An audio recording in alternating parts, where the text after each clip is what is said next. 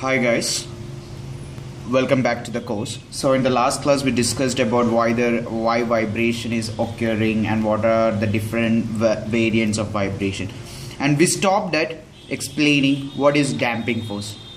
So damping force in most of the cases will be c times x dot, where x dot is the velocity and c dot is called the damping coefficient.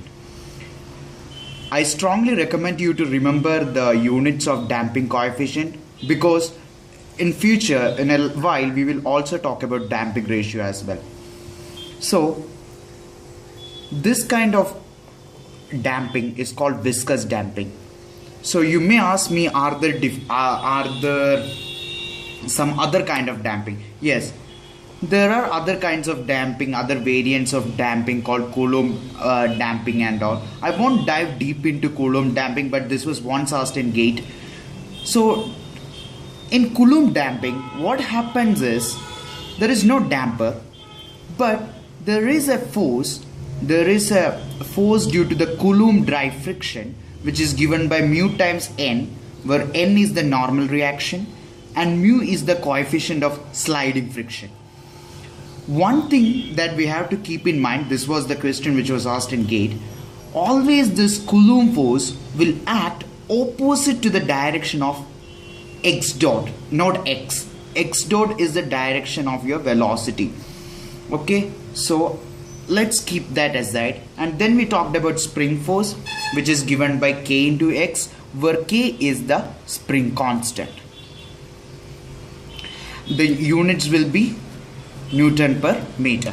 It's good to remember this, because in objective examination there is high risk of we getting these units wrong and losing valuable marks. So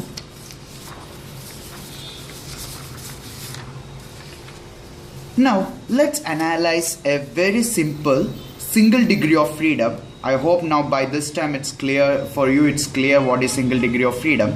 Free, there is no external force acting, and it is undamped because there is no damper in the system. But see, there is some initial excitation. At t equal to 0, you are pulling it to the right by 1 unit and then releasing it, and at time t equal to 0, velocity is 0. So what we have to find? Always remember that in these kind of problems, I am keeping an coordinate system whose origin is situated at the equilibrium position. This is very important. For this case, equilibrium position is quite obvious, but for system like this, we have to treat it with a pinch of salt. Okay, so always remember that this coordinate system has an origin at the equilibrium position. Okay, these things we will talk in detail when we do problems.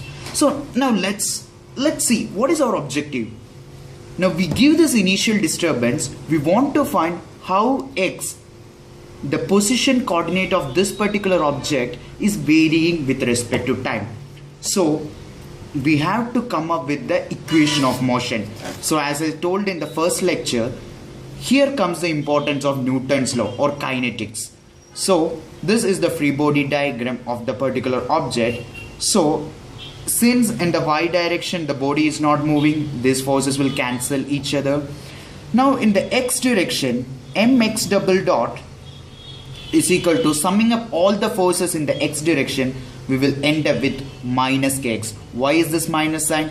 Because this kx is acting in the negative x direction. That's why there is a, always remember that this x is x of t, and x double dot is the double derivative, and x single dot is the first derivative of x.